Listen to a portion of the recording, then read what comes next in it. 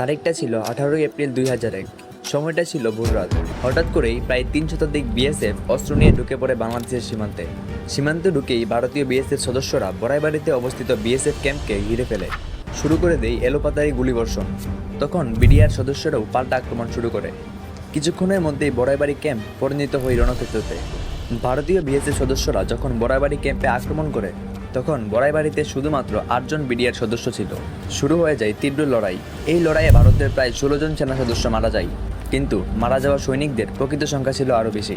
কিন্তু প্রশ্ন উঠে আসে, কেন ভারতের বিএসএফ সদস্যরা হঠাৎ করে বড়াইবাড়ি ক্যাম্পে আক্রমণ করেছিল, আর কীভাবেই বা এত কম বিডিআর সদস্যরা ভারতের বিএসএফদের নাজিহাল করে ছেড়ে দিয়েছিল।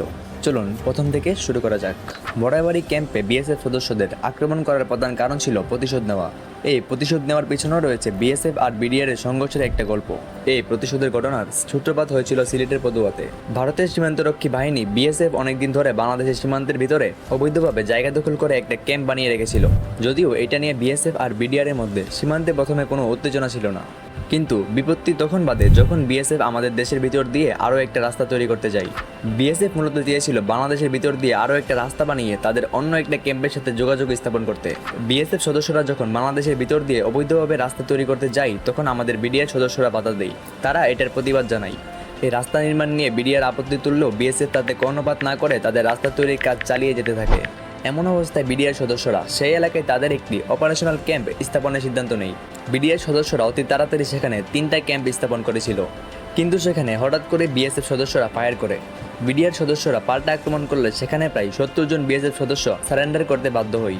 বিডিআর সদস্যরা পুরো পদুয়া এলাকা নিজেদের দখলে করে নেয়। এটা ছিল ভারতের জন্য অনেক লজ্জার একটি ঘটনা। এই ঘটনার রেশ ধরেই ভারতের বিএসএফ সদস্যরা ঠিক করে তারা বাংলাদেশের সীমান্ত ঢুকে কুড়িগ্রামের বড়াইবাড়ি ক্যাম্প দখল করবে, আর সেখানে তারা বিডিআর সদস্যদের হত্যা করবে। যার কারণে তারা 18 এপ্রিল সকালে প্রায় 300 জন বিএসএফ এবং অনেক অস্ত্রশস্ত্র নিয়ে বাংলাদেশ সীমান্তে ঢুকে। তখন ভোররাতে বাংলাদেশের কিছু কৃষক তাদের জমিতে কাজ করছিল। একসময় তারা দেখতে পান ধান খেতে অনেক সেনারা অস্ত্র নিয়ে আসছে। এই সেনাদের মধ্যে কয়েকজন এসে গ্রামবাসীদের কাছে হিন্দি ভাষায় জানতে চান বিডিআরের ক্যাম্প কোথায়। তখন গ্রামবাসী বুঝতে পারে তারা ভারতের বিএসএফ এর সদস্য। বাংলাদেশ সীমান্তের ভিতরে বিএসএফ ঢুকে পড়ার খবরটি বেশ তাড়াতাড়ি বিডিআর ক্যাম্পে বসে দেন সাইফুল ইসলাম লাল, যে ছিল একজন আনসার সদস্য এবং তার পাশাপাশি সে গ্রাম পুলিশের কাজ করত। সাইফুল ইসলাম লাল তখন বিডিআর ক্যাম্পে গিয়ে দেখে তখন শুধুমাত্র 8 জন বিডিআর সদস্য ছিল ক্যাম্পের মধ্যে। এই খবর পাওয়ার সাথে সাথে তারাও অনেক অস্ত্র নিয়ে মোকাবেলার প্রিপারেশন নেই। তখন আনুমানিক ভোর 5টার দিকে বিএসএফ সদস্যরা ক্যাম্পে বসায় এবং এলোপাতাড়ি গুলি ছোড়া শুরু করে। তখন পাল্টা জবাবে বিডিআর সদস্যরাও গুলি ছুটতে থাকে। বিএসএফকে প্রতিরোধ করার জন্য বিডিআরের সহায়তায় আনসার ও গ্রাম প্রতিরক্ষা বাহিনীর প্রশিক্ষণপ্রাপ্ত 12 জন সদস্যকে একত্রিত করেন রুহুল আমিন নামের এক ব্যক্তি। তারা সবাই বিডিআরের সাথে যোগ দেয়। বিডিআর সদস্যরা যখন লড়াই চালিয়ে যাচ্ছিল, তখনই আশেপাশের আরও 2টি বিডিআর ক্যাম্প থেকে আরও 20 জন সেনা সদস্য এসে যোগ দিয়েছিল এই লড়াইয়ে। বড়াইবাড়িতে যখন তীব্র সংঘর্ষ চলছে, তখন ঢাকায় তৎকালীন বিডিআর সদর দপ্তরের নির্দেশনায় জামালপুর এবং ময়মনসিংহ থেকে আরও বিডিআর সদস্য পাঠানো হয় কুড়িগ্রামের বড়াইবাড়িতে। ময়মনসিংহ এবং জামালপুর থেকে সকাল 10:30 নাগাদ বিডিআর সদস্যরা বড়াইবাড়িতে পৌঁছায়। ভোর 5টা থেকে সকাল 11টা পর্যন্ত একটানা গোলাগুলি হয়। এরপর কিছুক্ষণ বিরতি দিয়ে আবারও শুরু হয় গোলাগুলি। এভাবে 18 এপ্রিল সারাদিন এবং রাত গড়িয়ে 19 এপ্রিল রাত পর্যন্ত থেমে থেমে গোলাগুলি চলে। বড়াইবাড়ির সংঘাতে 16 জন বিএসএফ সদস্যের মৃতদেহ পাওয়া যায় বাংলাদেশ সীমান্তের ভিতরে। বিডিআর সদস্য এবং স্থানীয়দের মতে এই লড়াইয়ে আরও বিএসএফ সদস্য মারা গিয়েছিল, যাদের মৃতদেহ বিএসএফরা সংগ্রহ করে নিয়ে গিয়েছিল ইন্ডিয়াতে। যে 16 জন বিএসএফ সদস্যের মৃতদেহ নিতে পারেননি, সেগুলো বাংলাদেশ সীমান্তের ভিতরে ধান খেতে পাওয়া যায়। ঘটনার প্রায় 2 দিন পরে বাংলাদেশ সীমান্তের ভিতর থেকে নিহত 16 জন বিএসএফ সদস্যের মৃতদেহ ভারতের কাছে হস্তান্তর করা হয়। এই ঘটনাতে বিডিআরের 3 জন সদস্য শহীদ হয়েছিলেন, কিন্তু পরবর্তীতে এই ঘটনার দায়ভার নাটকীয়ভাবে চাপিয়ে দেওয়া হয় তৎকালীন বিডিআর মহাপরিচালক মেজর জেনারেল ফজলুর রহমানের উপর। তৎকালীন শেখ হাসিনা সরকার নিজেদের গা বাঁচাতে গিয়ে এই ঘটনার জন্য দায়ী করে বিডিআর মহাপরিচালক মেজর জেনারেল ফজলুর রহমানকে। এই ঘটনার কারণে মেজর জেনারেল ফজলুর রহমানকে বিডিআরের প্রধানের পদ থেকে সরিয়ে সেনাবাহিনীতে ফিরিয়ে আনা হয়। এরপর 2001 সালে আবারও বিএনপি ক্ষমতায় আসার পর সেনাবাহিনী থেকে তাকে বাধ্যতামূলক অবসরে দেওয়া হয়।